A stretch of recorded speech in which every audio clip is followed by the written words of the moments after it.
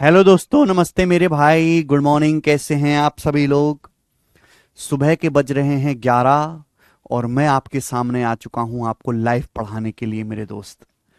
ठीक है, चलो स्टूडेंट, शुरू करते हैं हम आज की कहानी। और आज हम प्रॉफिट लॉस की सेकंड शीट शुरू करेंगे। मैंने बोला है कि प्रॉफिट लॉस की पहली शीट बेसिक है और सबसे बड़ी है, बाकी तो बहुत ही छोटी छोटी हैं।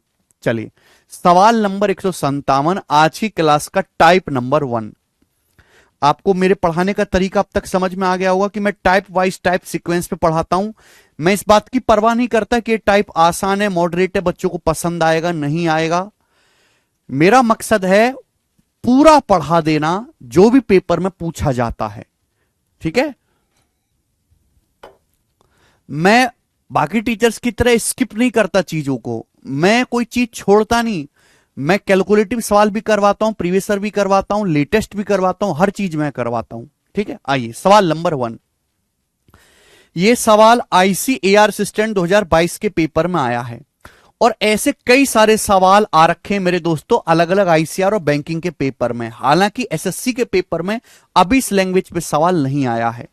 ठीक है, 155 156 रह गया। चलो कोई बात नहीं, देख लेते हैं बेटा 155 156 जो आप कह रहे हैं क्या रह गया 155 156 में। हाँ सॉरी, 155 और 156 रह गया जी।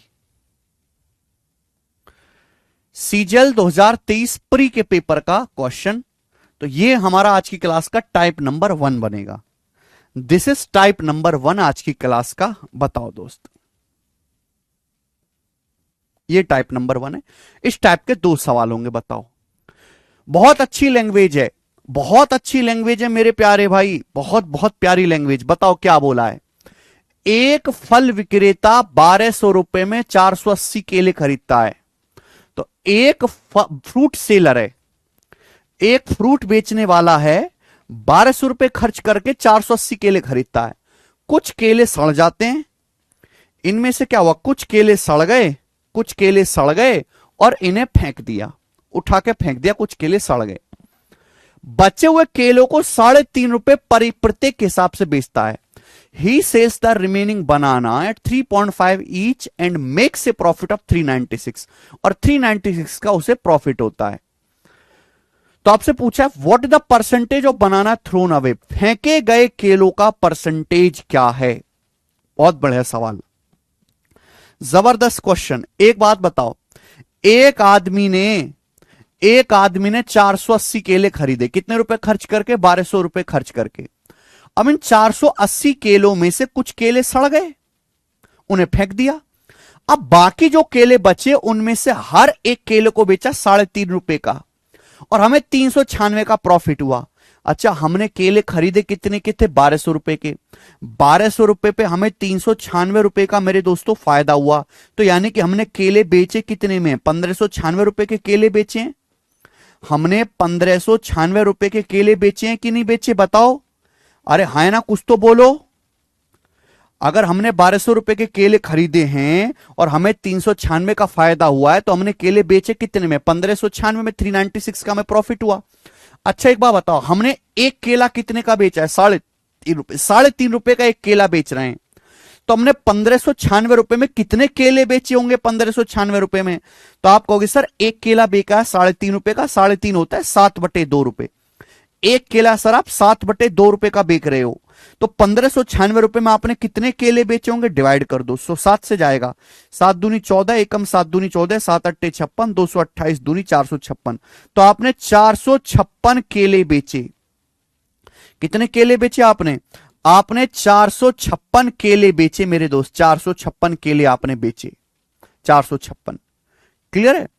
अब आप खुद सोचो, बड़ा प्यारा सवाल है, गजब की लैंग्वेज। आपने केले खरीदे कितने, 480। आपने टोटल कितने केले खरीदे, 480। लेकिन 480 केलों में से आपने 456 ही बेचे। तो बाकी के केले कहां गए, यानी कि वो आपने फेंक दिए। 480 केलों में से आपने तो मात्र 456 केले ही बेचे। तो बाकी के 24 केले मेरे दोस्तों इसमें से क्या करा आपने, फेंक दिए। बाकी के 24 केले दोस्त आपने फेंक दिए, फेंक। जो कि कितना होता है, तो आप कहोगे सर 24 दूनी 48, 1/20। तो 1/20 का मतलब होता है 5%, यानी कि 5% केले आपने फेंक दी, और यही बी ऑप्शन इस सवाल का आंसर है, बी। समझ में आई बात?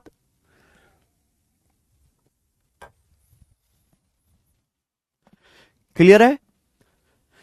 बहुत सारे सवाल प्रीवियस ईयर में ऐसे आए हैं डाटा बदल बदल के। चलिए एक और करेंगे मेरे दोस्तों, इसी टाइप का सवाल एक और करेंगे। सवाल नंबर 156 बनाएं।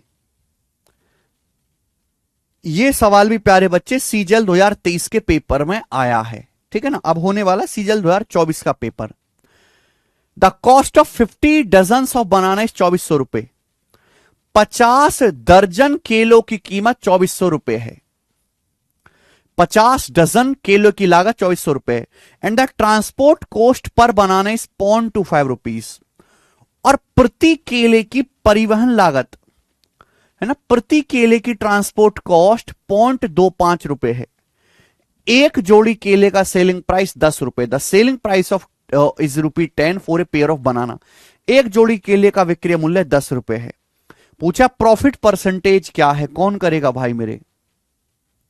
देखो 50 दर्जन का मतलब कितना होता है, एक दर्जन का मतलब होता है मेरे प्यारे भाई 12 केले, तो 50 दर्जन हो गया 600 केले। 600 केले।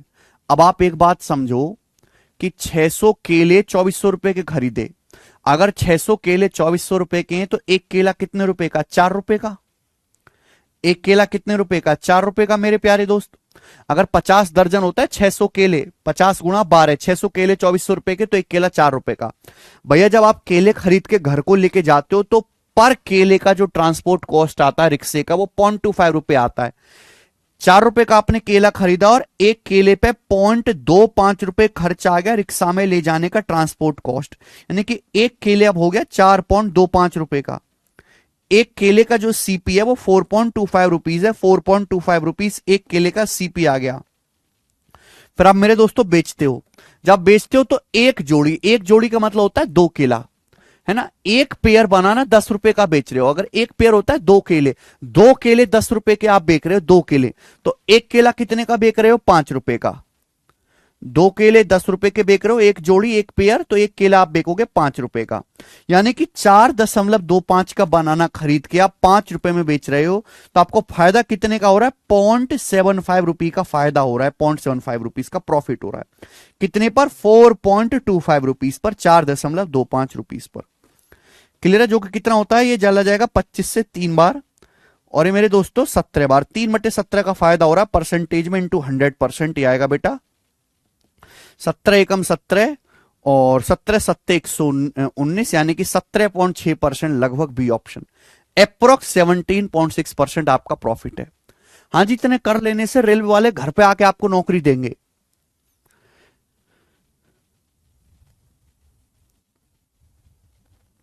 कर लोगे बेटा ऐसे सवाल अब?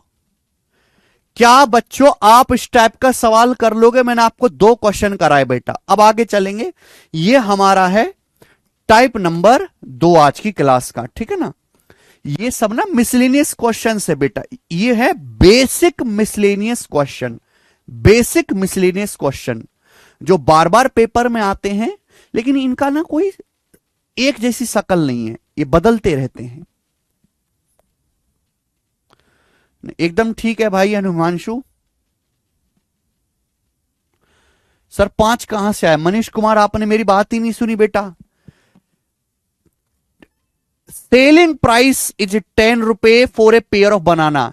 एक जोड़ी केले का सेलिंग प्राइस 10 रुपए। एक जोड़ी मतलब 2 केले, 2 केले 10 रुपए के बेच रहे हो मनीष कुमार, तो एक केला कितने का बेचोगे, 5 रुपए का। शिवम कुमार, मनीष कुमार, केवल बोर्ड पे ना देखा करो, सुना भी करो। मैं अच्छा लगूंगा ये लिखते हुए हैं कि 2 केले 10 रुपए के, एक केला कितने का, 5 रुपए का। एक पेयर केले का सेलिंग प्राइस, एक जोड़ी केले का सेलिंग प्राइस 10 रुपए, तो एक केले का कितना होगा, 5 रुपए। आ जाइए नेक्स्ट।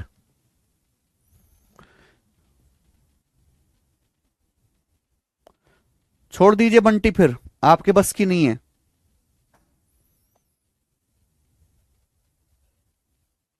157 नंबर करो जल्दी से। अगला टाइप है बेटा, जल्दी जल्दी करो यार, इतने बिल्कुल मर जाते हो तुम लोग। The cost price of a computer is 4500 less than cost price of TV. ये रहा कंप्यूटर, ये रहा टीवी। ये कंप्यूटर है और ये टीवी है। बहुत बेहतरीन सवाल है दोस्तों, ये कंप्यूटर है टीवी है। चलिए सवाल पढ़ते हैं। The cost price of computer is 4500 less than cost price of TV. Computer का कॉस्ट प्राइस टीवी से 4500 कम है, ठीक है। The TV sold at profit of 10%। TV को the TV sold at profit of 10%। TV को 10% प्रॉफिट पर बेचा जाता है और कंप्यूटर को 24,500 रुपए में बेचा जाता है।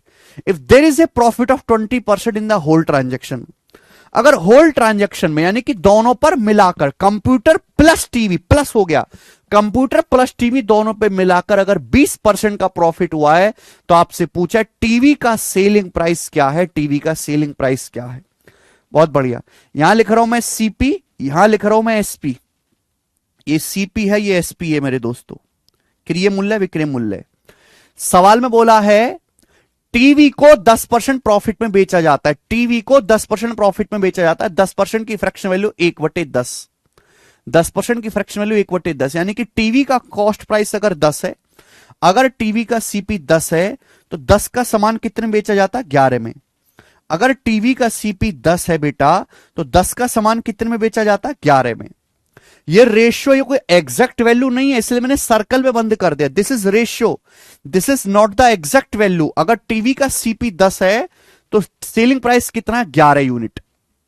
आगे बोला कंप्यूटर का कॉस्ट प्राइस टीवी से 4500 कम है। अगर टीवी का कॉस्ट प्राइस 10 है, अगर टीवी का कॉस्ट प्राइस 10 यूनिट है तो कंप्यूटर का कॉस्ट प्राइस जो है वो टीवी से 4500 कम है। यानी कि कंप्यूटर का जो सीपी है 10 यूनिट से 4500 कम है, ठीक है। कंप्यूटर को 24,500 रुपए में बेचा जाता है। कंप्यूटर को 24,500 रुपए में बेचा जाता है। 24,500 रुपए में हमारा कंप्यूटर बेचा जाता है। आप बोलोगे जी बिल्कुल सही, ये बात समझ में आ गई।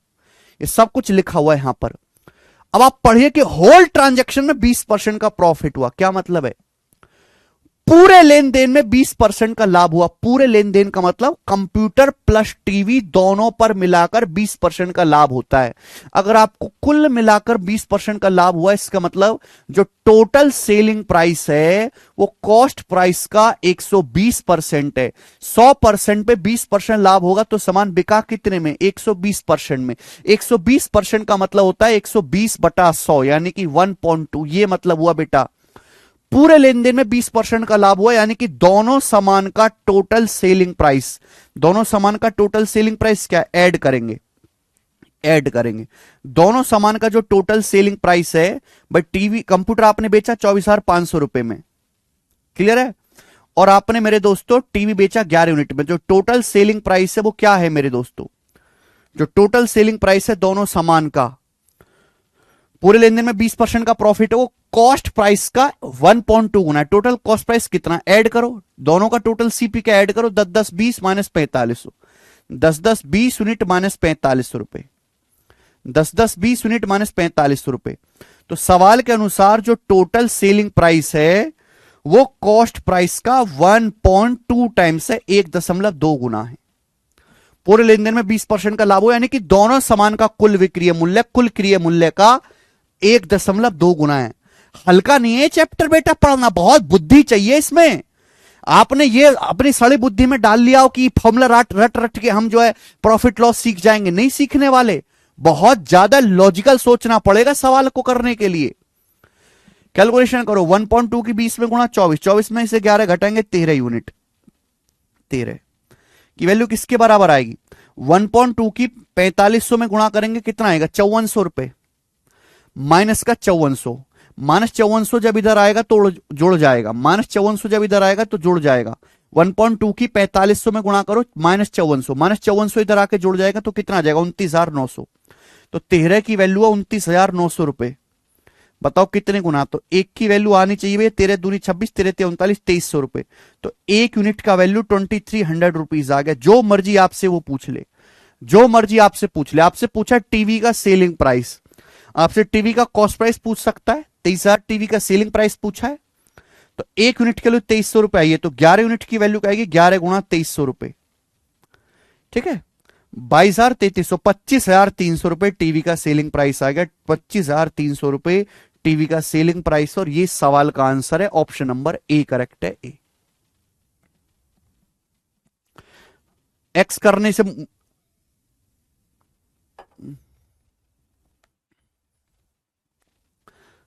20 यूनिट माइनस 4500 कैसे हो बेटा, दोनों को जोड़ा, इन दोनों का टोटल सीपी जोड़ा। यार तुम बिल्कुल बुद्धि को भ्रष्ट हो क्या है, कैसे आदमी हो। सवाल में आपको लिखा हो नहीं दिख रहा, पूरे लेन देन में 20% का लाभ होता है, पूरे लेन देन में, पूरे लेन देन में, होल ट्रांजैक्शन में 20% का लाभ हुआ। इसका मतलब यह है कि दोनों सामान का टोटल सेलिंग प्राइस, दोनों सामान के टोटल कॉस्ट प्राइस से 20% ज्यादा है। दोनों सामान का टोटल सेलिंग प्राइस क्या है, मैंने दोनों को जोड़ दिया। दोनों सामान का टोटल कॉस्ट प्राइस क्या है, दोनों को जोड़ दिया सीपी को। 10 और 10 20 यूनिट हो गया, माइनस 4500। सिंपल भी देख सकते हैं, टीवी का जो सेलिंग प्राइस है 11 का मल्टीपल आएगा, ऑप्शन में 11 का मल्टीपल भी चेक कर सकते थे। अच्छा सवाल है बेटा, कचरा लोगों के बस की बात नहीं है करना, कचरा लोग आसान सवाल करके खुश रहे, ऐसे लॉजिकल सवाल में अपनी मुंडी ना अड़ाएं, ठीक है जी।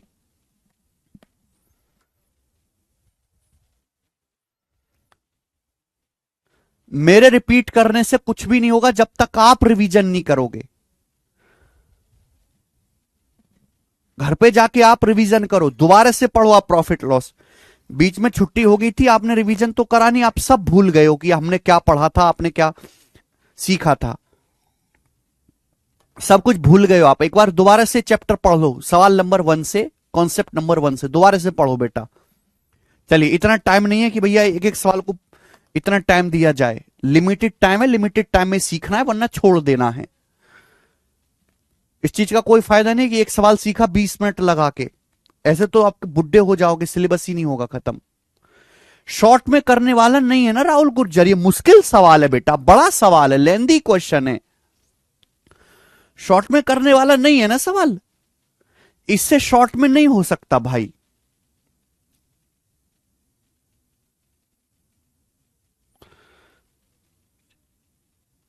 मामूली क्वेश्चन नहीं है ये, हैवी सवाल है। आओ एक और सवाल 158 जल्दी से करेंगे।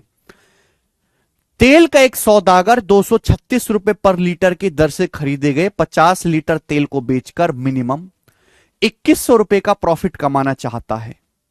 भाई एक तेल का व्यापारी है, उसने तेल खरीदा 236 रुपए पर लीटर के हिसाब से खरीदा तेल। कितना तेल खरीदा, 50 लीटर। अब इस 50 लीटर तेल को बेच के वो मिनिमम 2100 रुपए का प्रॉफिट कमाना चाहता है। तो एक तेल का व्यापार है, उसने 236 लीटर ऑयल खरीदा, 236 रुपए पर लीटर के हिसाब से तेल खरीदा 50 लीटर। उसको वो चाहता है कि भाई मुझे 2100 रुपए का कम से कम प्रॉफिट हो, लेकिन हो नहीं रहा उसे प्रॉफिट। तो क्या करता है वो, इसमें कुछ नकली तेल मिलाता है, इसमें वो कुछ लीटर नकली तेल मिलाता है। नकली तेल का कॉस्ट प्राइस 180 रुपए पर लीटर है। कुछ नकली तेल मिलाता है और नकली तेल का जो सीपी है वो 180 रुपए पर लीटर है। अब नकली तेल मिलाने के बाद वो सारा का सारा बेचता है 250 रुपए पर लीटर के हिसाब से बेच देता है। कितने रुपए, 250 रुपए पर लीटर के हिसाब से बेचता है। उसने कितने लीटर नकली तेल मिलाया, कितने लीटर नकली तेल उसने मिलाया है, ये आपसे पूछा है, जवाब दीजिएगा। ऑप्शन सामने देखो भाई, एक आदमी ने तेल कितना खरीदा है, 50 लीटर तेल खरीदा है और उसको बेच रहा है मिनिमम। बहुत पढ़ने वाला सवाल है बेटा, पढ़ने वाला, कोई फॉर्मूला नहीं है इन सवालों का। बुद्धि लगाओ, बुद्धि, कॉमन सेंस लगेगा, नहीं है तो मर जाओ, जाके भाड़ में चले जाओ। बुद्धि, कॉमन सेंस। तेल खरीदा आदमी ने, चाहता 2100 का प्रॉफिट हो, लेकिन हो नहीं रहा। कुछ नकली तेल मिलाया उसने, नकली तेल का सीपी जो है 180 रुपए पर लीटर है। अब वो सारा का सारा ओरिजिनल तेल खरीदा, उसमें नकली मिला के 250 रुपए पर लीटर के हिसाब से बेचता है। कितने लीटर नकली तेल मिलाया, देखो दो तरीके से फायदा होगा उसको। एक तो उसको फायदा होगा असली तेल पर, दूसरा फायदा होगा उसको नकली तेल पर। दोनों पे फायदा कमाएगा बेटा, क्योंकि असली और नकली को मिक्स करके बेच रहा है। अच्छा, असली तेल उसने खरीदा है 236 रुपए पर लीटर के हिसाब से असली तेल, और वो बेच कितने पर आए? बेच रहा है 250 रुपए पर लीटर के हिसाब से। तो मुझे बताओ 236 रुपए पर लीटर का असली तेल नकली के साथ मिलाकर 250 में बेच रहा है, तो फायदा कितना हो रहा है? 236 का तेल 250 में बिका, 14 रुपए का फायदा हो रहा है। 14 रुपए का 1 लीटर पे, 1 रुपए पे 14 लीटर का फायदा हो रहा है। तो 50 लीटर तेल पे कितना फायदा होगा? तो 50 लीटर तेल पे फायदा होगा 700 रुपए का। अगर 1 लीटर पे 14 रुपए का फायदा हो रहा है तो 50 लीटर तेल पे कितना फायदा होगा? 700 रुपए का। लेकिन वो कम से कम 2100 का प्रॉफिट कमाना चाहता है। इसका मतलब 700 रुपए का फायदा तो असली तेल पे हुआ, तो नकली तेल पे कितना फायदा होना चाहिए? 1400 रुपए का नकली तेल पे फायदा होना चाहिए 1400 रुपए का। 700 प्लस 1400 2100 रुपए होता है। अब जब उसने असली तेल में नकली तेल मिलाया, नकली तेल का दाम है 180 रुपए पर लीटर, लेकिन नकली वाला तेल भी असली के साथ मिला के 250 का ही बिक रहा है। नकली तेल 180 रुपए पर लीटर का मिक्स करता है और 250 रुपए पर लीटर में असली के साथ मिलाकर बेच देता है।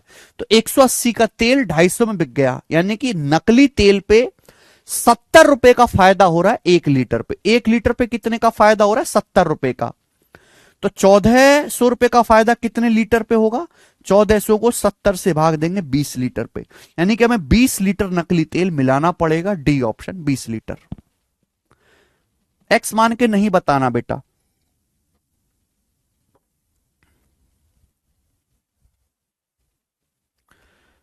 एक्स मान के नहीं बताना है ना करना है। अगर एक्स मान के आपको समझ भी आ जाए तो आपका समझना वो वेस्टेज है, वेस्ट है वो आपका। हम कह रहे हैं बुद्धि से चलो, बुद्धि से। तुम एक्स का पीछा नहीं छोड़ रही, एक्स तुमको बर्बाद करके रख देगा। असली तेल में नकली तेल मिलाया, असली तेल पे फायदा हुआ 700 रुपए का, नकली तेल पे फायदा हुआ 1400 रुपए का। ठीक है जी। अगर आपके अंदर इतनी बुद्धि नहीं है कि आप इस बात को लॉजिकली समझ जाओ तो आप इस सवाल स्किप कर दें। नहीं रंजय, ओके। क्वेश्चन पढ़ो 10-12 बार, सवाल पढ़ो, सवाल सवाल पढ़ो 10-12 बार। सवाल बार बार पढ़ोगे, जब आपको सवाल समझ में आएगा तभी आप सॉल्यूशन जल्दी समझ पाओगे। केवल सॉल्यूशन जल्दी करने के चक्कर में लगोगे नहीं होगा। पहले सवाल जो है आपको ढंग से पढ़ना पड़ेगा, ठीक है ना। तेल का व्यापारी है, उसने तेल खरीदा 236 रुपए पर लीटर का। कितना तेल खरीदा? 50 लीटर। अब इस तेल को बेचकर वो 2100 रुपए का प्रॉफिट कमाना चाहता है, मिनिमम 2100 का। वो क्या करता है, इसमें कुछ नकली तेल मिलाता है और उस नकली तेल का दाम है 180 रुपए पर लीटर, यानी कि असली तेल का दाम है 236 रुपए और नकली का 180 रुपए पर लीटर। अब दोनों को मिक्स करके बेचता है 250 रुपए पर लीटर के हिसाब से। कितने लीटर नकली तेल मिलाया? अच्छा, असली तेल 236 रुपए का खरीदा था, बेच तो 250 का ही रहा है, तो असली तेल पे 14 रुपए पर लीटर फायदा हो रहा है। तो 50 लीटर तेल पे कितना फायदा होगा? 700 रुपए का। कुल फायदा अगर 2100 का चाहिए तो नकली तेल पे कितना फायदा होना चाहिए? 1400 रुपए का फायदा होना चाहिए। 700 प्लस 1400 2100। नकली तेल 180 रुपए पर लीटर का खरीदा है, लेकिन उसको हम ओरिजिनल के साथ मिला के 250 रुपए के हिसाब से बेच देते हैं। तो नकली तेल 180 का 250 बिक रहा है, तो नकली तेल पे 70 रुपए पर लीटर फायदा हो रहा है। 1400 रुपए का फायदा कितने लीटर नकली तेल पे होगा? भाग करेंगे 20 लीटर पे। 14 कहां से आया है? 236 रुपए का तेल 250 में बिकेगा तो 14 रुपए का फायदा नहीं होगा शमशेख भाई? या आप नहीं समझ सकते तो कहां से आप गणित सीखोगे? किस लायक हो तुम? यार तुम लोगों की बुद्धि बिल्कुल बेकार है क्या? तुम लोग क्यों पढ़ाई कर रहे हो भाई? तुम्हारे बस की नहीं है। 180 रुपए लीटर का नकली तेल 250 में बिका, तो ये तुम नहीं बता सकते कितने का फायदा हुआ विनीत?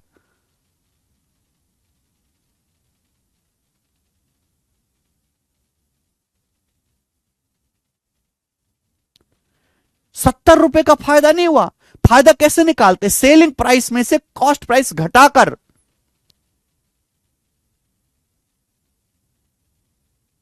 भाई एक काम करो, मेरी आपसे हाथ जोड़कर रिक्वेस्ट है कि पिछले 3 छुट्टियों में आप सब कुछ भूल गए हो, तुम इस समय खोखले गधे की तरह हो। आप ये लेक्चर बंद करके मेरा दिमाग खराब करना बंद करो और आप दोबारा से इस चैप्टर को पढ़ लो, दोबारा से इस चैप्टर को पढ़ लो। प्लीज दोबारा से ये लेक्चर बंद करके दोबारा से प्रॉफिट लॉस के लेक्चर नंबर 1 से पढ़ो। आप सब कुछ भूल गए हो। ऐसे तो मैं परेशान हो जाऊंगा भाई, बार बार बताते हुए। क्या आप इस लायक हो कि भाई 180 रुपए पर लीटर का तेल 250 रुपए का, तो 70 रुपए का ही तो फायदा हुआ। प्रॉफिट यानी कि selling price minus cost price. यार, जिस हिसाब से मैं पढ़ा रहा हूं उस हिसाब से चैप्टर खत्म करने में 3 महीने लगेंगे, ये अकेला चैप्टर खत्म करने में।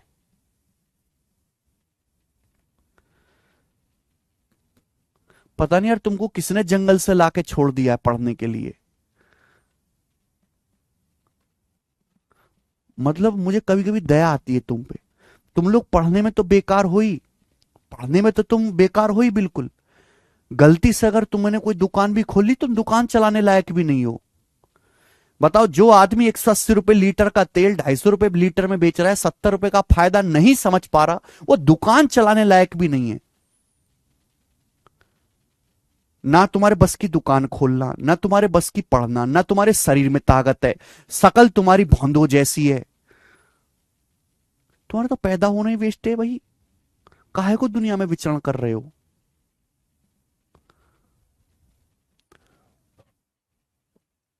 दया आती है बड़ी तुम पे। शकल तुम्हारी चिलगुजो जैसी, शरीर में तुम्हारे ताकत नहीं, दुकानदारी तुमको आती नहीं, पढ़ाई में तुम बेकार। गुस्सा नहीं आता कभी कभी खुद पे? इतनी सारी क्वालिटी अपने अंदर लेके बैठे हो।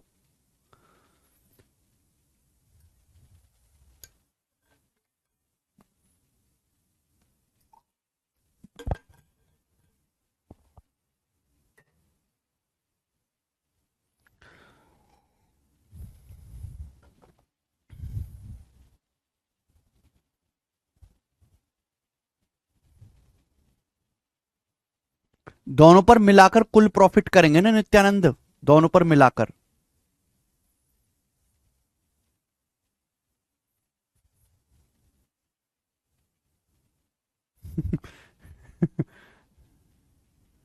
चलिए,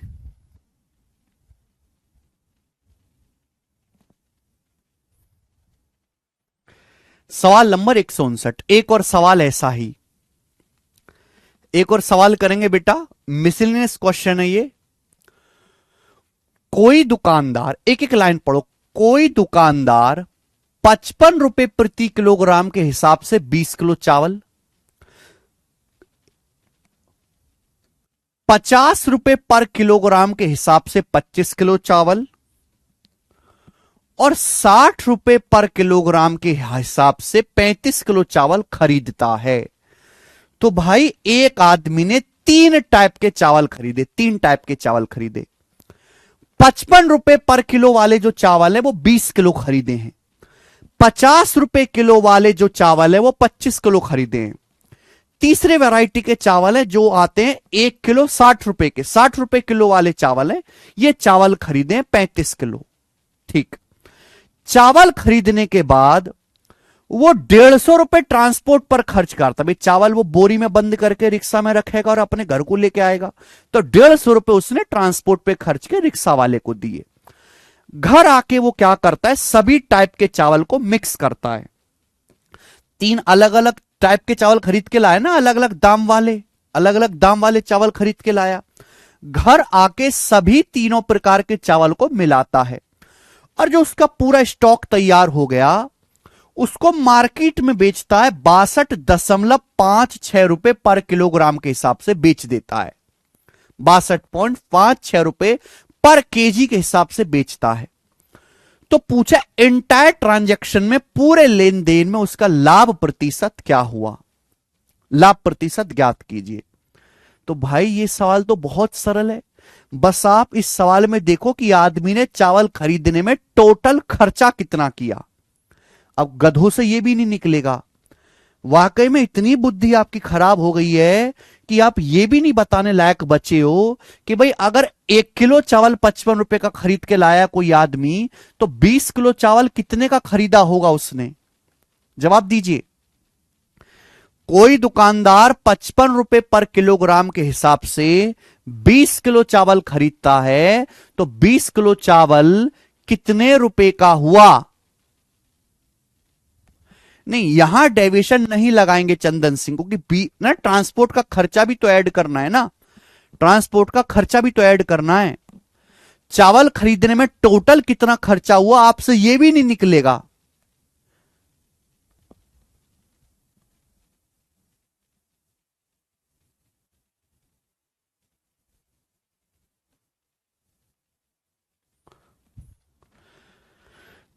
एक किलो चावल 55 रुपए का है,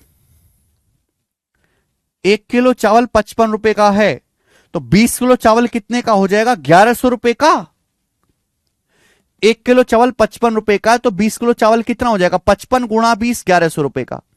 ये 50 रुपए पर किलो का हिसाब है। एक आपने खरीदा 25 किलो चावल, 1 किलो चावल 50 रुपए का, तो 25 किलो कितना होगा?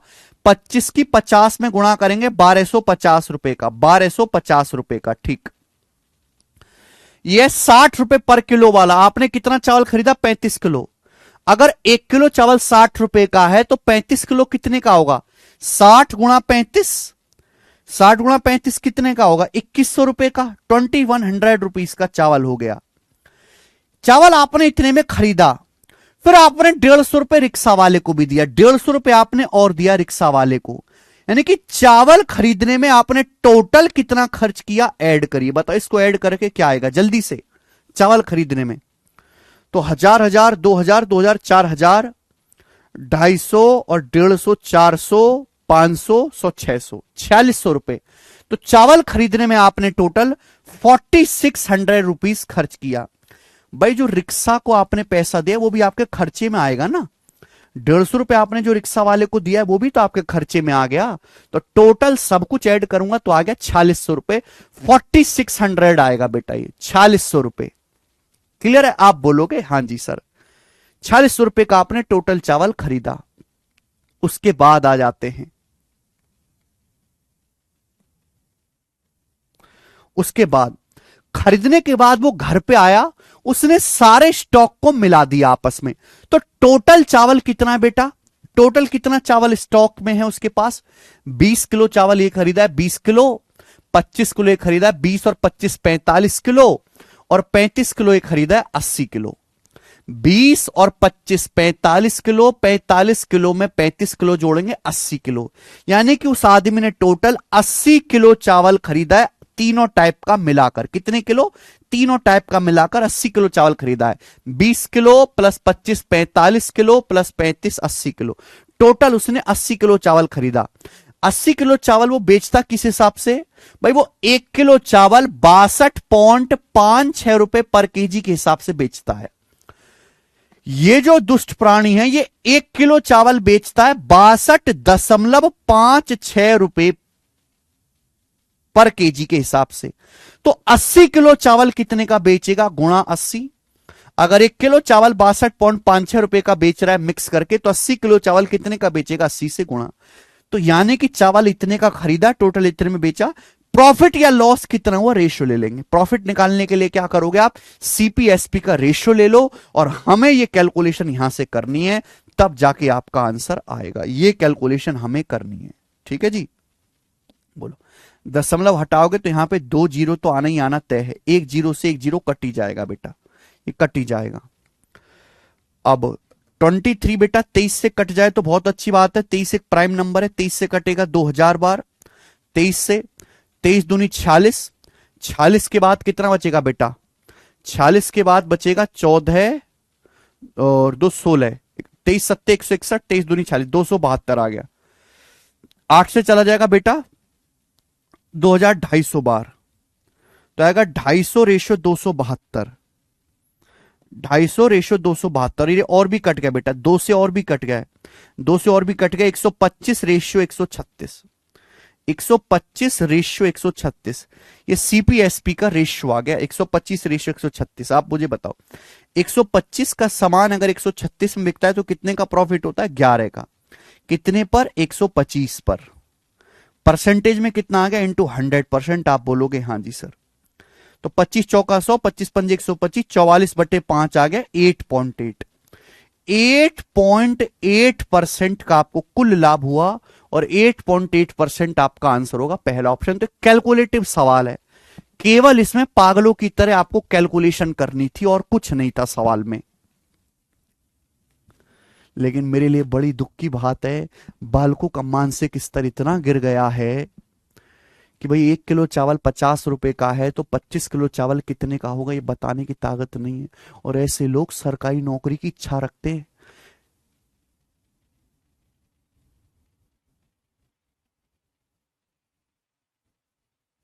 क्या हुआ प्रणय? प्रणय क्या हुआ?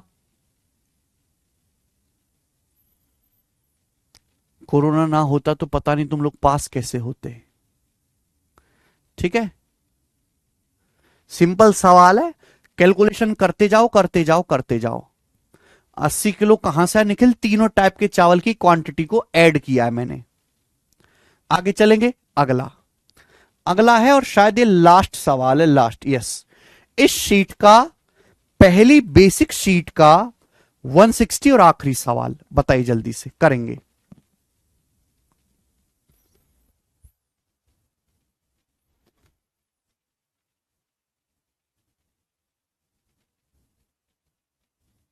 बात तो वही है ना चंदन सिंह, लेना तो फिर भी रेशियो ही है।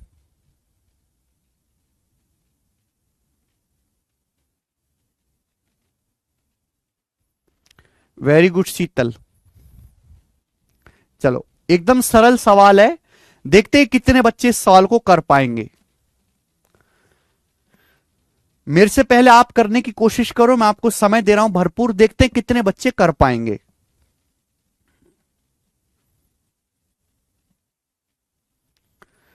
सीजल 2025 से काफी पहले प्रणय।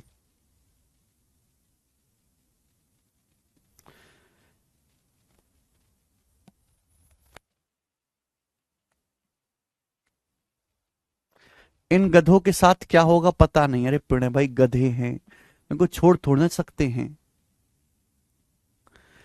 और प्रणय भाई, माना आपकी, आप समझदार हो, आप एक बार में समझ लेते हो, लेकिन अगर किसी भी टीचर के पास अगर आप जाएंगे तो 100 बच्चे पढ़ते हैं, तो 100 में से 80-85 बच्चे ऐसे ही हैं जिनका कोई भी लेवल नहीं है, जिनको अगर 1 घंटे भी एक सवाल कराया जाए फिर भी उनके दिमाग में पल्ले नहीं पड़ेगा।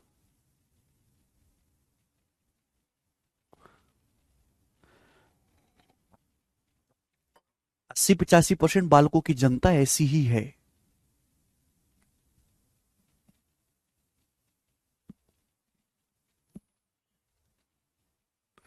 ये केवल एक भीड़ है बेटा, भीड़।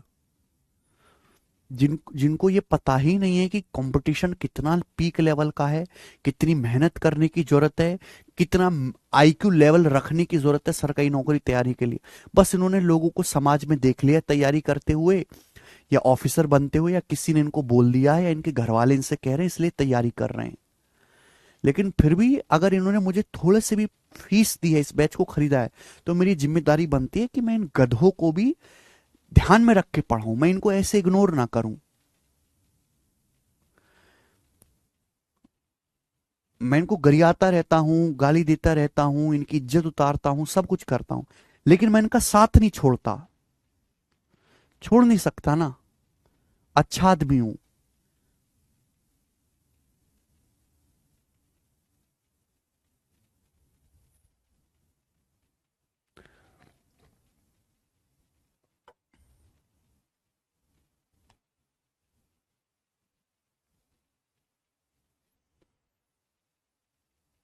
'द पंडित्स' के मॉक्स बहुत टफ होते हैं सर, प्रणय कह रहे हैं। नहीं बेटा, उनके मॉक्स टफ नहीं होते।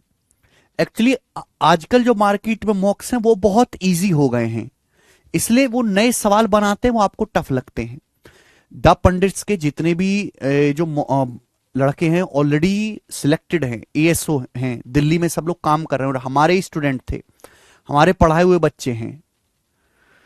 तो वो बहुत खुद से सवाल बनाते हैं, बैठ के नए क्वेश्चंस बनाते हैं, प्रीवियस सर को ही चेंज करके बनाते हैं। तो टफ नहीं होते, बस नए सवाल होते हैं। नए सवाल और टफ सवाल में फर्क होता है। अगर आपको नई चीज दी जाए, चाहे वो बेशक आसान हो, पर फिर भी वो मुश्किल लगती है। ठीक है बेटा, इसलिए तो हम इतनी ज्यादा प्रैक्टिस कराते हैं कि पेपर में कोई भी सवाल या कोई भी टाइप आप देखो तो आपको नया ना लगे।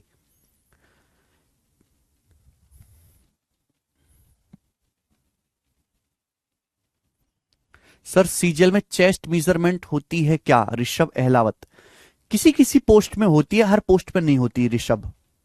देखिए ये सवाल करने की कोशिश की आपने, किया। निकिता को एक टेबल फैन को 840 में बेचने से 20% का लाभ होगा। निकिता को एक टेबल फैन को 840 में अगर बेचेगी तो 20% का लाभ होगा, ठीक है। और एक दीवार घड़ी को 1008 में बेचने से 12% का लाभ होगा दीवार घड़ी को। अगर टेबल फैन को 980 में बेचे, सवाल है अगर वह टेबल फैन को 980 रुपए में बेचती है तो दीवार घड़ी को मिनिमम किस कीमत पर बेचना चाहिए ताकि दोनों सौदों को मिलाकर उसे कोई नुकसान ना हो? दोनों सौदों को मिलाकर देखिए बेटा, यहां मैं लिख रहा हूं मेरे दोस्तों सीपी, यहां मैं लिख रहा हूं एसपी। क्रिया सॉरी, ये सीपी लिख लेते हैं, सीपी ऐसे लिख लेते हैं और ये एसपी लिख लेते हैं, ठीक है ना। अच्छा, सवाल में कहा गया है कि भाई निकिता एक टेबल फैन को 840 में बेचती है, 20% का लाभ होता है। 840 में बेचने पर 20% का लाभ हो रहा है, तो बच्चा सीपी क्या होगा? 100% पे 20% का लाभ हो रहा है, ये 120% की वैल्यू है। 100% की वैल्यू निकालेंगे तो सीपी कितना आ जाएगा? 700 रुपए। अब देखो मैंने आपको सिखा दिया डायरेक्ट निकालना, अब मैं बेसिक से निकालना थोड़ी ना बताऊंगा। जब मैंने आपको डायरेक्ट निकालने का टाइप करवा दिया, मैंने 10 सवाल आपको सिखा दिए, तो अब तो हम सीधा ही लिखेंगे ना बेटा, अब थोड़ा ना टाइम वेस्ट करेंगे बेसिक लिखने पे। दीवार घड़ी को 1008 में बेचने पर 12% का प्रॉफिट होता है। 1008 में बेचते हो दीवार घड़ी, 12% का प्रॉफिट होता है। 100% पे 12% का प्रॉफिट हो, 112% की वैल्यू है। 100% की वैल्यू ये आ जाएगी मेरे दोस्तों, कितना जाएगा ये? 9 बार चला जाएगा, 900 और 12 निम्न 108, 9 बार चला जाएगा 900 रुपए। यानी कि दीवार घड़ी का सीपी आ गया 900 रुपए, 900 रुपए है ना। ये आपका टेबल फैन है, टेबल फैन, और ये आपकी दीवार घड़ी है। मैंने दोनों का सीपी निकाल लिया बेटा, दोनों का सीपी मैंने निकाल लिया पहली 2 लाइन से। आगे बोला है वो टेबल फैन को 980 रुपए में बेचती है। टेबल फैन को बेचती है मेरे दोस्तों 980 रुपए में, 980 रुपीज में टेबल फैन को बेचती है। दीवार घड़ी को किस दाम पर बेचना चाहिए दीवार घड़ी को कि उसे दोनों पर मिलाकर कोई नुकसान ना हो? अच्छा एक बात बताओ, टेबल फैन 700 का है तो 980 में बिका, तो टेबल फैन पे 280 रुपए का फायदा हुआ, 280 रुपए का टेबल फैन पे फायदा हुआ, 280 रुपए का। क्लियर है? सवाल में बोला है दीवार घड़ी को मिनिमम किस दाम पर बेचना चाहिए, कम से कम दीवार घड़ी को कम से कम दीवार को किस कीमत पर बेचना चाहिए, किस लीस्ट प्राइस में दीवार घड़ी बेचना चाहिए कि दोनों पर मिलाकर किसी तरह का कोई नुकसान ना हो। आप ये बताओ, अगर टेबल फैन पे 280 रुपए का फायदा कमा लिया है, अगर दीवार घड़ी पे 280 रुपए का लॉस हो जाए दीवार घड़ी पे, तो यानी कि पूरे लेन देन में दोनों पर मिलाकर तो कोई नुकसान नहीं हुआ ना। अगर उसने टेबल फैन पे 280 का प्रॉफिट कमा लिया, दीवार घड़ी पे 280 का नुकसान हो जाए, तो ओवरऑल कहां पे आ गए? किसी प्रकार का कोई नुकसान आपको नहीं हुआ। यानी कि मेरे प्यार में दीवार घड़ी को आपको 900 रुपए से 280 रुपए कम, यानी कि 620 रुपए में बेचना चाहिए मिनिमम। 620 रुपए से कम दाम में बेचोगे तो आपको नुकसान हो जाएगा। तो मिनिमम 620 रुपए में आप बेच सकते हो दीवार घड़ी बिना किसी नुकसान के। ए ऑप्शन आंसर है।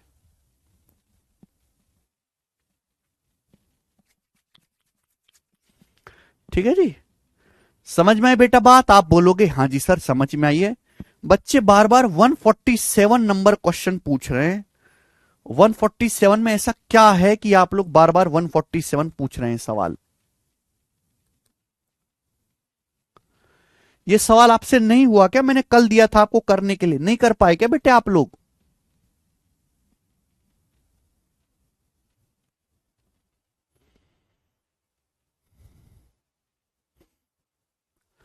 बोलो।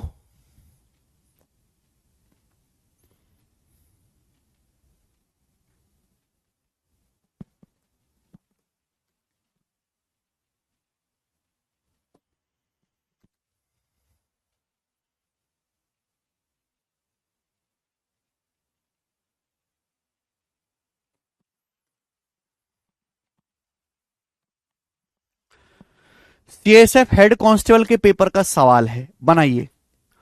रोहन ने 60 वस्तुएं 150 रुपए प्रत्येक में खरीदी।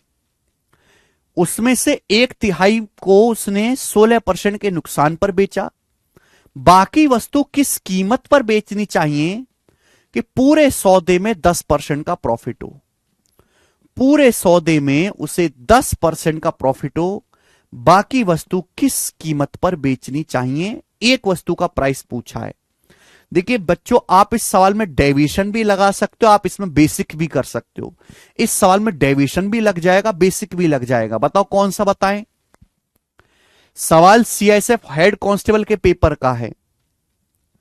क्यों नहीं कर पाए आप ये सवाल? अब तो कर लोगे, डेविएशन लगा लीजिए भाई। एक आदमी ने 60 वस्तु खरीदी, 60 में से 1/3 यानी कि टोटल अगर 3 खरीदी हैं तो 3 में से एक वस्तु बेची 16% के लॉस पर। सवाल में तो बाकी दो वस्तुओं को कितने परसेंट के प्रॉफिट पर बेचा जाए कि कुल मिलाकर 10% का फायदा हो, ओवरऑल 10% प्रॉफिट हो। बाकी दो वस्तुओं को कितने परसेंट के लाभ पर बेचा जाए कि कुल मिलाकर 10% का फायदा हो? एक बार बताओ। ये समझिए, ये 1 रुपए और 2 रुपए, 3 रुपए के सामान पे आपको 10 रुपए का फायदा होना चाहिए, 3 रुपए के सामान पे, यानी कि टोटल 30 आना चाहिए, टोटल 30। यहां कितना हुआ है? यहां 1 रुपए का 16% लॉस हुआ है, टोटल 30 आना चाहिए, लेकिन ये तो -16 है। तो यहां कितना आएगा? 46%, 46%। वेटेड एवरेज लगा रहा हूं मैं। 46 में -16 ऐड करूंगा तभी तो 30% आएगा टोटल। या 46% प्रॉफिट होना चाहिए दो वस्तुओं पर, 2 रुपए के सामान पर, तो एक पर कितना होगा? बटे 23, 23%। तो बाकी दो वस्तुओं को 23% के लाभ पर बेचना चाहिए। मैंने डेविएशन से बड़ी आसानी से निकाल लिया, डेविएशन से। ठीक है, या वेटेड एवरेज बोलो, एक ही बात है। तो मेरे प्यारे भाई, यानी कि आपने 150 रुपए की वस्तु खरीदी है तो आपको बाकी बाकी जो वस्तुएं हैं वो 23% के लाभ पर बेचनी पड़ेंगी। अब 150 का 23% कितना होता है? 150 का 20% होता है 30। 150 का 3% आ जाएगा मेरे प्यारे भाई 4.5। ठीक है, यानी कि आ जाएगा 34.5। 150 का 23%, तो 150 पे 34.5 ऐड कर दीजिए, 184.5 आ गया। तो 184.5 रुपीज के हिसाब से आपको बेचना चाहिए। सी ऑप्शन आंसर है, 184.5। अब यार देखो, मैं आपको डेविएशन के 20-20 सवाल कराता हूं, आप एक भी सवाल खुद से ना कर पाए तो यार ये तो आपकी इनकॉम्पिटेंसी को दर्शाता है ना, ये तो आपकी कमजोरी बताता है कि भाई हमने आपको डेविएशन पे 20 सवाल कराए और मैंने एक सवाल आपको घर से करने को दिया, आप एक भी नहीं कर पाए। सर मैं मानता हूं कि बहुत ज्यादा कमजोर स्टूडेंट है इस बैच में, पर सर भारत में 95% स्टूडेंट ऐसे ही, इसका कारण अच्छी शिक्षा ना मिलना भी है। अच्छी पढ़ाई अब केवल अच्छे कोचिंग संस्थान में ही मिल रही है। विनीत, बहुत आसान है दूसरों पे ब्लेम ढूंढ थोप देना, अच्छी शिक्षा नहीं मिलती, ये नहीं है वो नहीं है। अच्छे पढ़ने वाले कितने भाई? अच्छे पढ़ने वाले कितने हैं? मैं अगर सही सही कहूं कि भारत के लोगों की मानसिक स्थिति को बदलने की जरूरत है, उनकी मेंटलिटी को बदलने की जरूरत है। अच्छी एजुकेशन कोई खैरात में नहीं मिलती, कोई खैरात में नहीं मिलनी। जब तक आदमी खुद अच्छी एजुकेशन लेने के लिए आग पैदा नहीं करेगा अपने अंदर। दो ही लोग जिम्मेदार हैं, मां बाप और वो खुद बच्चा। अच्छा टीचर ना हो, अच्छी किताबें ना हो, अच्छा स्कूल ना हो, तो भी बच्चा अच्छा पढ़ सकता है। तुम्हें क्या लगता है कि मैं किसी कॉन्वेंट स्कूल से पढ़ाऊं, मैं किसी अंग्रेजी मीडियम से पढ़ाऊं? मैं भी तो सरकारी स्कूल से पढ़ाऊं तुम लोगों की तरह, 2 रुपया फीस वाले में। मैं भी तो सरकारी स्कूल से पढ़ा हूं, मैं तो गणित का मास्टर बन गया, रेंज रोवर भी है देखो मेरे पास। जब न्यूज आती है कि कोरोना फैल गया है, इस बार जो है बोर्ड के एग्जाम में बच्चे किताब खोलकर परीक्षा दे सकेंगे, जब ये न्यूज आती है तो मोहल्ले के सारे 10वीं क्लास के बच्चे हुटिंग मारते हैं, मौज लेते हैं, अरे वाह आपके तो किताब खोल के पेपर देंगे। इसमें किसकी गलती है? इसमें क्या मास्टरों की गलती है, स्कूल की गलती है? अरे बच्चों की मानसिकता ऐसी है, पढ़ना नहीं पड़ेगा, किताब खोल के पेपर देंगे।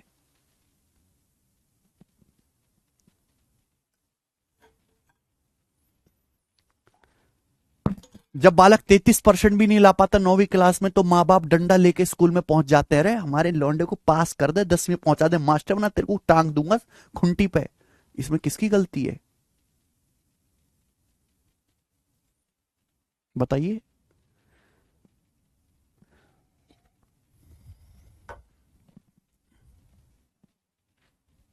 किसकी गलती है?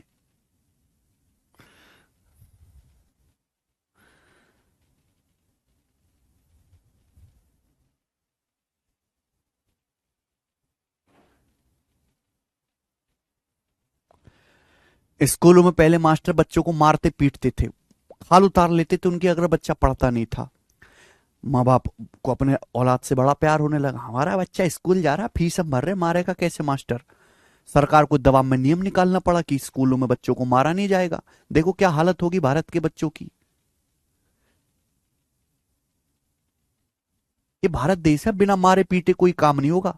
बालक ना पढ़े तो मार मार के एक आध हड्डी वड्डी तोड़ दो उसकी, है, तभी तो बच्चा पढ़ेगा।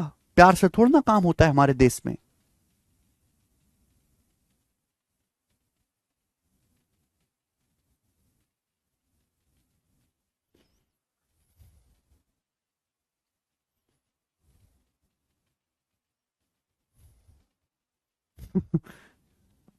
चलो, गलती केवल शिक्षण संस्थान के स्कूलों की नहीं है, आपकी भी है, पेरेंट्स की भी है, कि वो चाहते हैं हमारा बच्चा बस पास हो जाए, पास। चलें, अब हम करेंगे बेटा यहां से प्रॉफिट लॉस की शीट नंबर 2।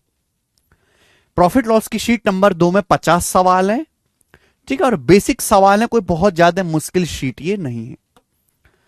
प्रॉफिट लॉस की पहली शीट में दूसरी शीट में 50 सवाल हैं। शुरू करते हैं मेरे दोस्तों। इसमें नए कॉन्सेप्ट भी आएंगे, फॉर्मूला भी आएंगे, जब फॉर्मूला आएंगे कॉन्सेप्ट आएंगे मैं आपको सिखाऊंगा। शुरू करते हैं आज की क्लास का टाइप नंबर 1। टाइप नंबर 1 मेरे दोस्तों, और ये सवाल आया सीजीएल मेंस 2022 में।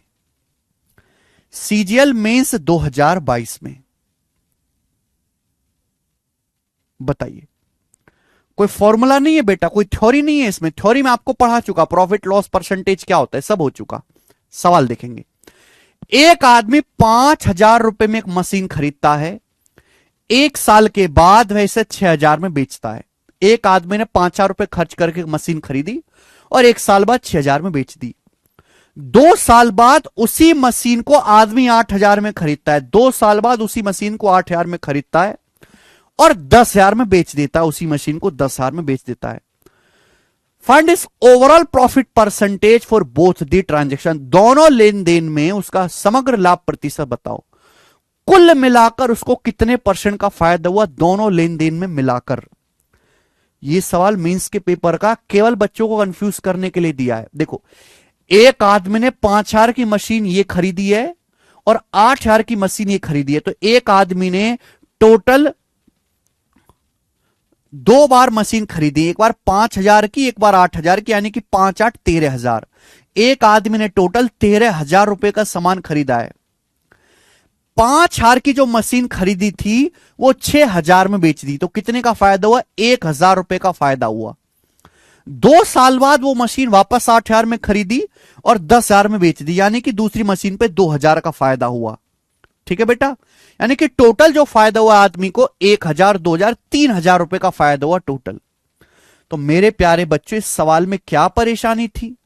13,000 रुपए की आपने टोटल मशीन खरीदी है 2 बार में और आपको उस पर फायदा हुआ 3,000 रुपए का। परसेंटेज में कितना हुआ? 3/13। भाई 1/13 क्या होता है? 1/13 लगभग 7.7% होता है। 3/13 होगा 3 गुना, यानी कि 23% के आसपास आएगा डी ऑप्शन। तो लगभग 23% का आपको फायदा हुआ। नहीं ऋतु कुमारी, 2 साल ही वैलिडिटी है। सुमित यादव, सिलेक्ट होकर आपसे मिलने जरूर आऊंगा, अभी भी गवर्नमेंट जॉब करता हूं यादव जी। बिल्कुल मिलने आइए। अभी कहां गवर्नमेंट जॉब कर रहे हैं आप? बिल्कुल बेवकूफ, लैंग्वेज लिखने में आपको पागल बना दिया है एग्जामिनर ने, बाकी सवाल कोई मुश्किल नहीं है। देखो बेटा, प्रॉफिट लॉस ऐसा चैप्टर है कि इसके प्री और मेंस के सवालों के लेवल में बहुत फर्क नहीं है। उल्टा प्री के पेपर में सवाल ज्यादा मुश्किल आता है मेंस के मुकाबले। जब आप इस चैप्टर के प्रीवियस क्वेश्चन किताब से लगाओगे भी, हालांकि मैंने सीट में लगभग सारे करा दिए हैं, शीट नोट्स वाले सेक्शन में मिलेगी जतिन पाल, तो प्री और मेंस के सवालों के लेवल में आपको कोई फर्क देखने को मिलेगा नहीं। ठीक है, आ जाइए।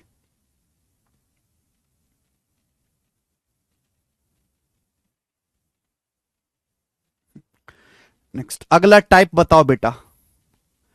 ये हो गया टाइप नंबर 2। टाइप नंबर है मेरे दोस्तों आपके सामने यहां पर 2, बताइए जल्दी से। टाइप नंबर 2, ये जो टाइप है बड़ा आसान है, बड़ा प्यारा है। ध्यान से सुनेगा बच्चों, इस टाइप में क्या होता है। आप कोई सामान खरीदते हो, सामान खरीदने के बाद आप किराया भाड़ा भी लगाओगे, उस सामान की रिपेयर पे भी, मरम्मत में भी पैसा खर्च करोगे, बाद में उस सामान को बेचोगे, तो आपसे उस सब पे प्रॉफिट या लॉस पूछा जाएगा। ठीक है, तो ऐसे सवाल में आपको टोटल सीपी पे, टोटल क्रिया मूल्य पे ध्यान देना है। ठीक है, चलिए। मंजीत ने एक सेकंड हैंड मोटरसाइकिल 22,000 में खरीदी। मंजीत ने एक सेकंड हैंड मोटरसाइकिल 22,000 में खरीदी, लेकिन खरीदने के बाद उसकी मेंटेनेंस पे, उसकी मरम्मत पे 3,000 रुपए खर्च किए। मेंटेनेंस पे, उसकी मरम्मत पे 3,000 रुपए खर्च किए।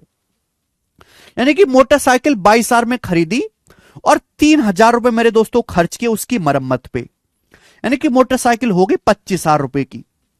मोटरसाइकिल का टोटल सीपी कितना हो गया? 22,000 प्लस 3,000, 25,000 रुपए। फिर उसने मोटरसाइकिल को 12% प्रॉफिट पर बेच दिया। मोटरसाइकिल को 12% प्रॉफिट में बेच दिया। सवाल में कहा गया है अगर 500 रुपए कम में बेचता तो कितना लाभ होता? अगर 500 रुपए कम में बेचता तो कितने परसेंट का प्रॉफिट होता? बहुत बढ़िया सवाल, बताओ। 22,000 की मोटरसाइकिल खरीदी, 3,000 रुपए उसकी मेंटेनेंस पे, उसकी मरम्मत पे खर्च की, मोटरसाइकिल होगी 25,000 की, और उस मोटरसाइकिल को 12% के प्रॉफिट में बेच दिया। अगर 500 रुपए कम में बेचता, अगर 500 रुपए कम में बेचता तो 12% से 500 रुपए कम प्रॉफिट होता, 500 रुपए का फायदा कम होता अगर 500 रुपए कम में बेचता। लेकिन आंसर पूछा है परसेंटेज में, परसेंटेज में कितना होता? आप एक बात बता बेटा, प्रॉफिट या लॉस सीपी को बेस मान के निकाला जाता है। मोटरसाइकिल का सीपी कितना है? 25,000। 25,000 रुपए पे 500 रुपए का फायदा कम होता, परसेंटेज में कितना होता है? 2%। परसेंटेज में कितना आएगा मेरे प्यारे भाई? 2%। यानी कि 25,000 का 2% होता है 500, तो 12% से 2% फायदा कम होता, तो आपका फायदा कितना होता? 10%। 10%।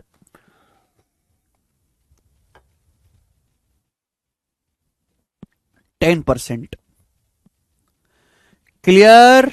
आप बोलोगे हां जी सर बिल्कुल सही।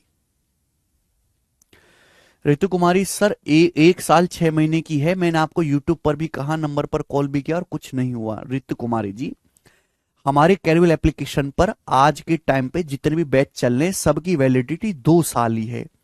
लेकिन मैंने कैरविल को सजेशन दिया है कि जब बैच लें तो उस पर 1 साल 6 महीने की वैलिडिटी दिखाएं। क्यों? 2 साल लिखा हुआ देखते ही बच्चा हो जाता है ढीला। बच्चे ना बहुत मानसिक रूप से विकलांग है, बहुत ही ढीले आलसी हैं बच्चे। 2 साल की वैलिडिटी देकर है बाद में पढ़ेंगे, अभी तो 6 महीने बैच पढ़ा हुआ, पढ़ेगा ही नहीं। जब लिखा होगा ना 1.5 साल बैच, तो पढ़ेगा, अरे खत्म हो जाएगा बैच, वैलिडिटी निपट जाएगी।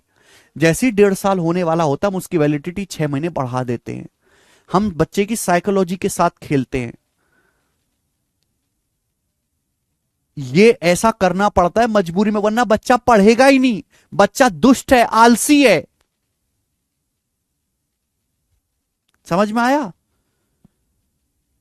जैसे आपके 1.5 साल कंप्लीट होंगे वो वैलिडिटी 6 महीने और बढ़ जाती है हर बैच में। जितने भी कैलिपर बैच चल रहे हैं वो 2 साल है। देखो राज उगलवाली आपने मुझसे परेशान कर करके, बच्चा पढ़ता नहीं है, बच्चे को जबरदस्ती पढ़ाना पड़ता है, जबरदस्ती पढ़ाना पड़ता है बच्चे को। तुम क्या जानो,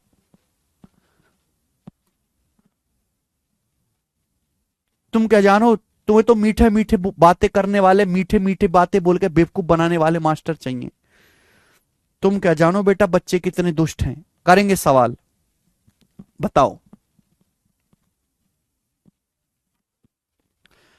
सवाल नंबर 3 जल्दी से करो।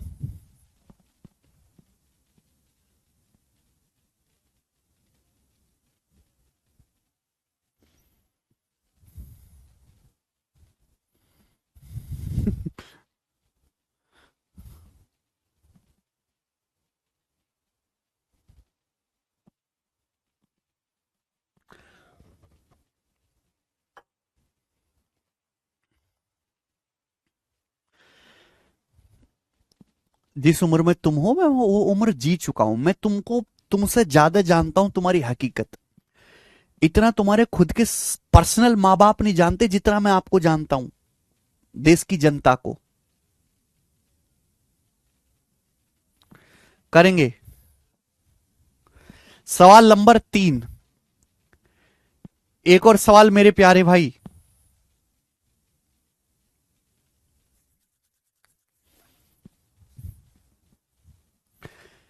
सवाल लेटेस्ट सिलेक्शन पोस्ट के पेपर में आया है 2024 में, जल्दी से करिए। पेपर में आजकल ऐसे काफी सवाल आ रहे हैं। हां जी, एक आदमी ने 13,000 रुपए में, टाइप नंबर 3 है, टाइप नंबर 3, एक एक लैंग्वेज का एक एक सवाल ही करवा रहा हूं। देखो जो बहुत इंपॉर्टेंट होता है मैं उस लैंग्वेज पे 10-10 सवाल भी करवाता हूं, लेकिन जो बहुत ज्यादा इंपॉर्टेंट नहीं है मैं उस पर एक ही सवाल करवाता हूं, एक दो में ही। जिसकी जितनी औकात है उसको उतना मिलता है। एक आदमी ने 13,000 रुपए में 20 लैपटॉप बैग खरीदे, ठीक है, और 10,125 में 15 लैपटॉप बैग बेचे। सवाल में पूछा गया है 3225 का प्रॉफिट कमाने के लिए कितने लैपटॉप बैग खरीदे बेचे जाने चाहिए। 3225 का, एक बार बताओ। अगर एक आदमी ने 13,000 में 20 लैपटॉप बैग खरीदे हैं तो एक बैग का सीपी कितना है। 13,000 में 20 लैपटॉप बैग खरीदे तो एक बैग का सीपी है 650 रुपए, 650 रुपीज एक बैग का सीपी है। जब बेचने की बारी आती है तो 10,125 रुपए में 15 लैपटॉप बैग बेचते हैं। 10,125 रुपए में 15 लैपटॉप बैग बेचते हैं। तो एक लैपटॉप बैग आप कितने का बेच रहे हो राजा बाबू कुमार। हां जी, तो 15 छिक्का 90 और मेरे दोस्तों आ जाएगा यहां से 11, 11 बजेगा ना, 15 सत्ते 105 और ये 15 पंजे 75, 675 रुपए। यानी कि एक लैपटॉप बैग 650 का खरीद के आप 675 में बेच रहे हो। तो एक बैग पे कितना प्रॉफिट हो रहा है, सेलिंग प्राइस में से कॉस्ट प्राइस घटाएंगे 25 रुपए का, एक बैग पे 25 रुपए का आपको प्रॉफिट है, 25 रुपीज का एक बैग पे। How many laptop bag should be bought and sold to earn a profit of 3225। 3225 rupees का प्रॉफिट अर्न करने के लिए कितने लैपटॉप बैग खरीदकर बेचने चाहिए। भाई एक लैपटॉप बैग पे 25 रुपीज का प्रॉफिट है, एक लैपटॉप बैग पे। तो 3225 रुपए का प्रॉफिट कितने लैपटॉप बैग पे होगा, डिवाइड करना पड़ेगा। जब आप इसको डिवाइड करेंगे 25 से कम 25, 7 2, 25 दूनी 50 और 25 निम्मा 225, 129। तो 129 लैपटॉप बैग आपको खरीद के बेचने पड़ेंगे। आंसर आ गया बी ऑप्शन, है ना। इजी सवाल है और बहुत इजी टाइप है, मुझे लगता है आप कर लोगे।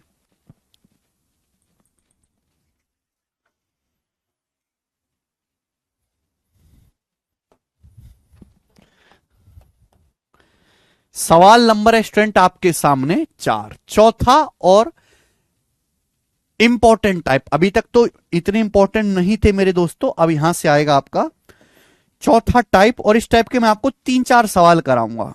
फोर्थ टाइप आसान है, इंपॉर्टेंट है। चलिए, आयुष ने 9200 में पुराना डिजिटल कैमरा खरीदा और उसकी मरम्मत पर 1200 रुपए खर्च किए। Ayush buys an old digital camera for 9200 and spend 1200 on its repair.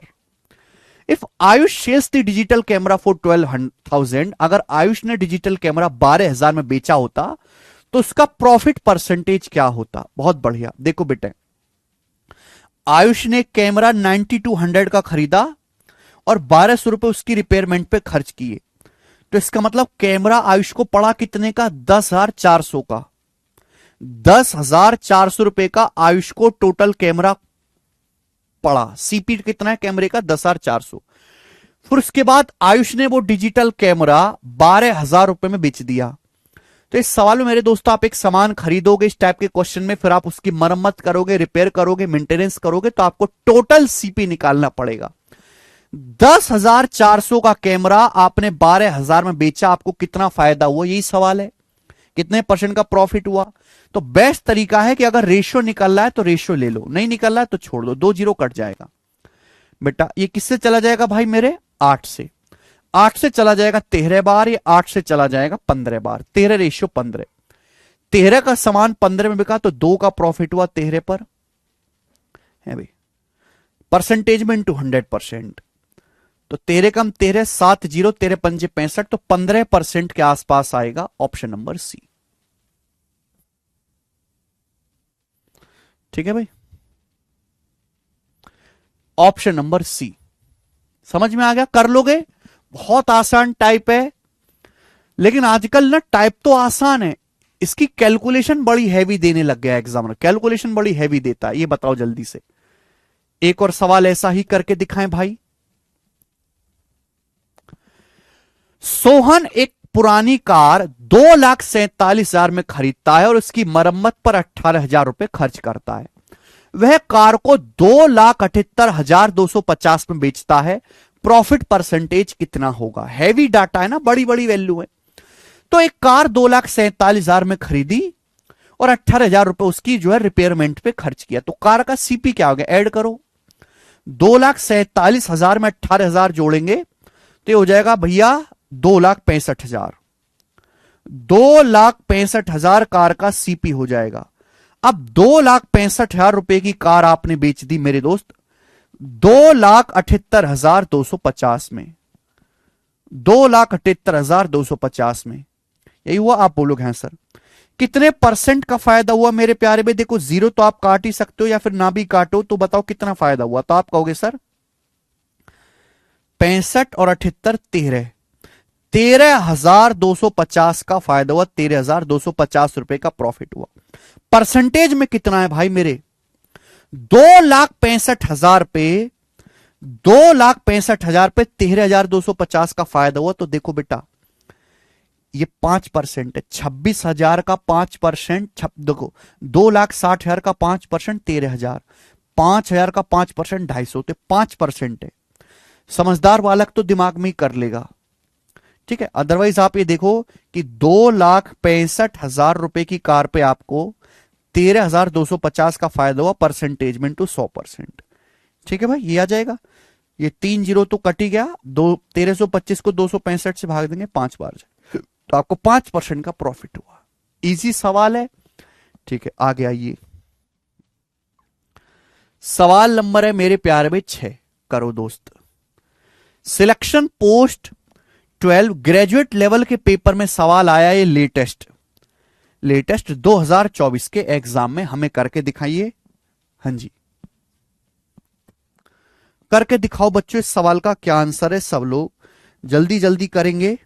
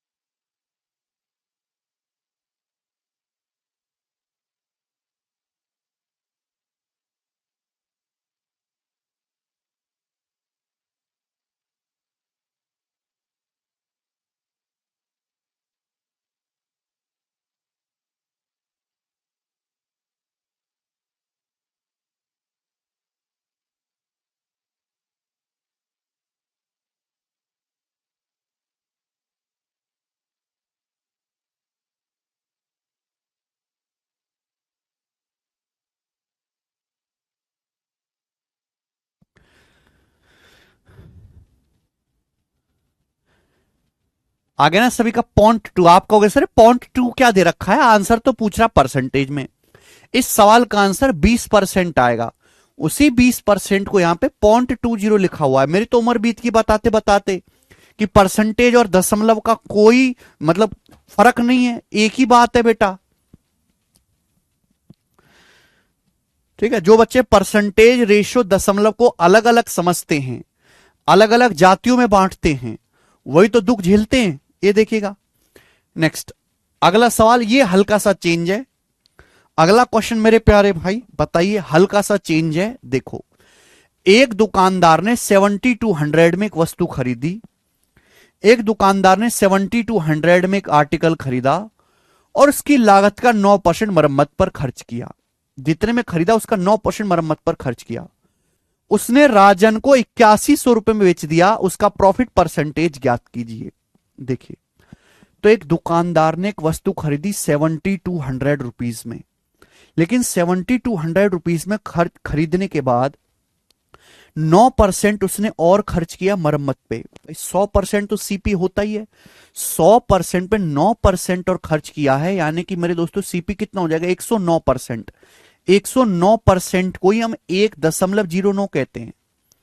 109% को, परसेंट का मतलब होता है 100 से भाग दे दो, ये 1.09, यानी कि ये वस्तु का टोटल सीपी आएगा। और वस्तु को बेचा कितने में गया बेटा, 8100, 8100 रुपए में बेचा गया, 8100। अब मुझे बताओ कि लाभ कितना हुआ, लाभ आपको निकालना है, बताओ जल्दी से।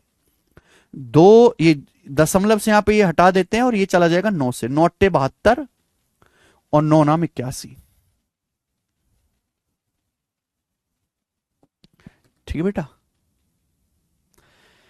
या फिर हम 2 से और काट सकते हैं मेरे दोस्तों, 2 से और काट सकते हैं 4 बार, और ये 2 से और काट सकते हैं 450 बार।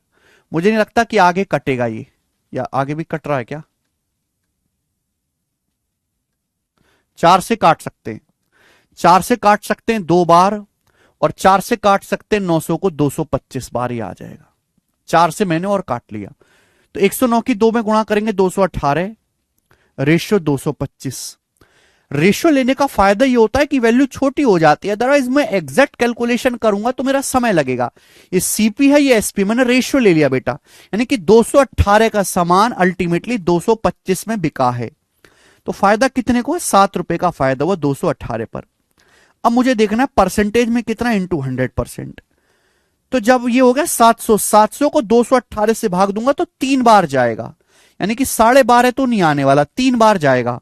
218 तिया कितना जाएगा बेटा, 654, 654 बचेगा। फिर दशमलव 46, दशमलव लगा के 0 बढ़ा लेंगे 460। फिर 218 दूनी जाएगा, 218 दूनी 436, यानी कि 3.2 के आसपास आएगा। ये वाला आंसर भी नहीं है, तो 3.21% इसका उत्तर होगा। 12.5 कैसे आएगा कन्हैयालाल सोल, एकदम गलत आप बता रहे हो। 3.21% अप्रोक्स। 700 को 218 से भाग देंगे, लगभग 3.2 बार जाएगा। कर लेंगे बेटा। मुझे लगता है कि आपको इस टाइप पर कमांड हो रही है। आगे चलते हैं मेरे दोस्तों। नेक्स्ट सवाल नंबर है आपके सामने यहां पर 8, बनाइए।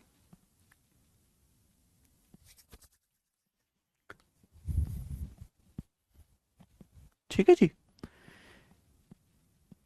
एक और सवाल हल्का सा चेंज है, लेकिन ये very easy type, easy type है ना हिमांशु कौशिक ये वाला। ये देखो, इस सवाल में बेटा प्रॉफिट परसेंटेज ना पूछ के सेलिंग प्राइस पूछा है कि एक अलमारी 14,360 में लाई गई और इसके ट्रांसपोर्ट पर 240 रुपए खर्च किए गए ट्रांसपोर्ट पर। तो एक अलमारी 14,360 में खरीदी गई, ट्रांसपोर्ट पर अलमारी को लाया छोटे मिनी ट्रक में भर के 240 का खर्चा हुआ। तो 14,360 में 240 जोड़ेंगे तो 14,600 रुपए हो गया, यानी कि अलमारी का जो सीपी है क्रिय मूल्य वो 14,600 रुपए हो गया।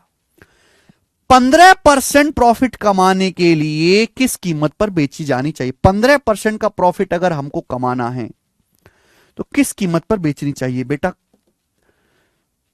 कई तरीके से कर सकते हो आप लोग, जो मर्जी आए वो कर लो। 100% पे 15% प्रॉफिट कमाना है। 15% की फ्रैक्शन वैल्यू होते 3/20। अगर 3/20 का प्रॉफिट कमाना है तो बेटा आपको 23/20 में बेचना पड़ेगा। हर चीज अपने आप में 1 होती है। 1 पे 3/20 प्रॉफिट कमाना है तो मोटर इसका अलमारी का सेलिंग प्राइस क्या होने चाहिए? 14,600 का 23/20। आप परसेंटेज में भी कर सकते हो, ये आ जाएगा भाई।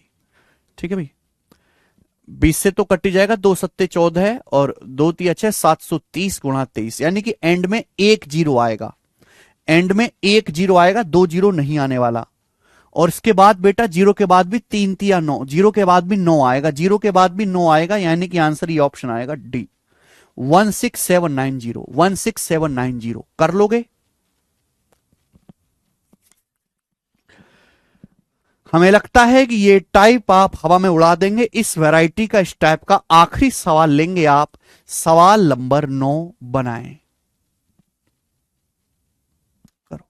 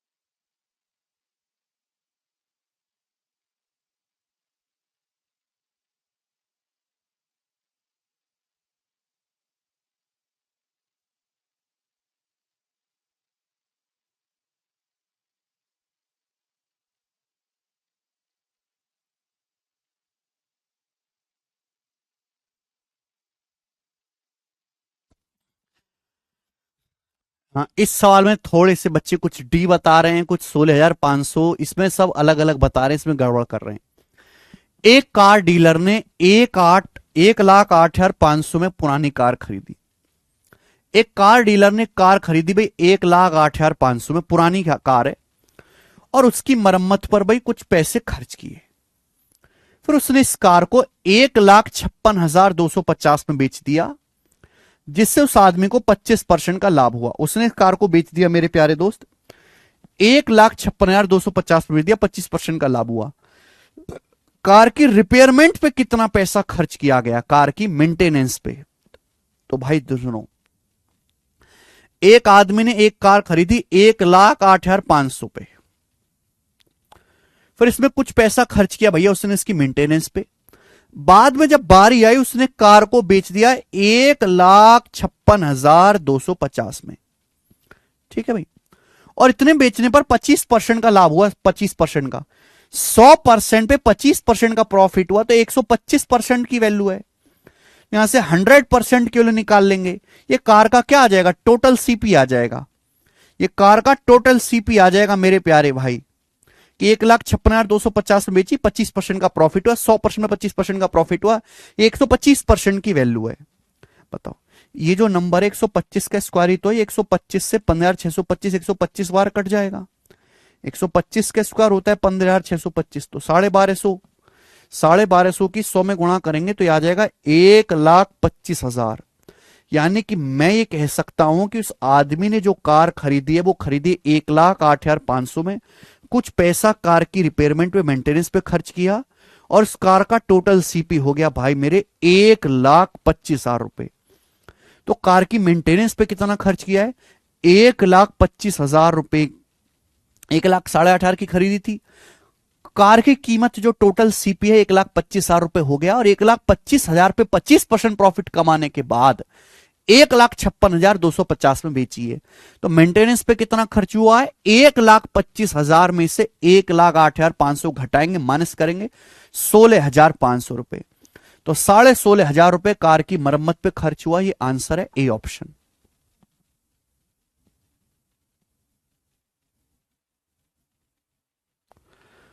कौन सौरभ दे,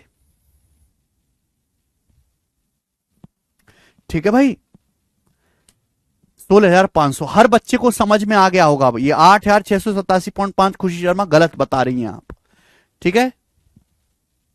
वाह नीरज, कैसे कर लेते हैं। अब जाके एक पूरा टाइप खत्म हुआ दोस्त, अब जाके एक पूरा टाइप खत्म होता है ना। पहले हम आपको सिंपल सवाल कराते जिसमें केवल प्रॉफिट परसेंटेज पूछा गया है। मैं आपको प्रैक्टिस करवा देता हूं कि पेपर में आजकल बड़े बड़े डाटा आते हैं, बच्चे सवाल से नहीं डाटा देख के डर जाते हैं, ठीक है भाई। फिर उसके बाद अगर रुपए में ना परसेंटेज में दिया हो तो कैसे करेंगे मेरे दोस्त। उसके बाद सेलिंग प्राइस पूछा जाए तो कैसे निकालेंगे। उसके बाद आपसे मेंटेनेंस कॉस्ट पूछा जाए कैसे निकालेंगे। अब इस टाइप में कुछ भी नया बन ही नहीं सकता। इस लेवल का पढ़ाते हैं हम। मैं चाहता तो मैं भी एक सवाल करा के जयराम जी की कर सकता था, लेकिन क्या एक सवाल में आपकी तैयारी पूरी होती, नहीं होती। मैंने इतना पढ़ा दिया, घर पे जाके आपको प्रैक्टिस करने की जरूरत नहीं। उस चीज का कोई फायदा नहीं कि मास्टर 1 घंटा क्लास में पढ़ाए और बच्चे को 4 घंटे घर पे जाके खुद पढ़ना पड़े। उस चीज का कोई फायदा नहीं कि टीचर ने 1 घंटा क्लास में पढ़ाया और 4 घंटा बच्चा जाके खुद पढ़ रहा है। ये तो हो गया। मैं ये काम नहीं कर रहा, मैं 3 घंटा खुद क्लास में पढ़ा दे रहा हूं सब कुछ, 2 घंटे आपके फिर भी बच रहे हैं, ठीक है दोस्त। हाँ जी कर सकते हैं राजकुमार गुप्ता जी। तो इसी के साथ आज की क्लास खत्म होती है मेरे प्यारे दोस्तों। हाँ, मैं आज की क्लास ये तो होगी ही, आज हम YouTube पर भी क्लास लेंगे लाइव, है ना। आज हम YouTube पर भी क्लास लेंगे लाइव। जो हमारा YouTube चैनल है गगन प्रताप मैथ्स, आप सभी बच्चों ने वो ज्वाइन किया हुआ है, सब्सक्राइब किया हुआ है। तो आज जो है इस पर हम सिंपल इंटरेस्ट साधारण ब्याज पूरा पढ़ाएंगे। सिंपल इंटरेस्ट साधारण ब्याज कंप्लीट चैप्टर में आपको सिंपल इंटरेस्ट का पढ़ाऊंगा, ठीक है भाई। इस फ्री बैच में मैंने त्रिकोणमिति पढ़ा दिया, परसेंटेज पढ़ा दिया, रेशियो पढ़ा दिया, प्रॉफिट लॉस पढ़ा दिया, मैंने कंप्लीट अलजेब्रा पढ़ा दिया, और आज हम पढ़ाएंगे कंप्लीट सिंपल इंटरेस्ट एक ही क्लास में। तो यूट्यूब वाली क्लास जिन बच्चों को रिवीजन करना है वो मेरे दोस्तों कर लीजिएगा। ओके, आज इतना ही।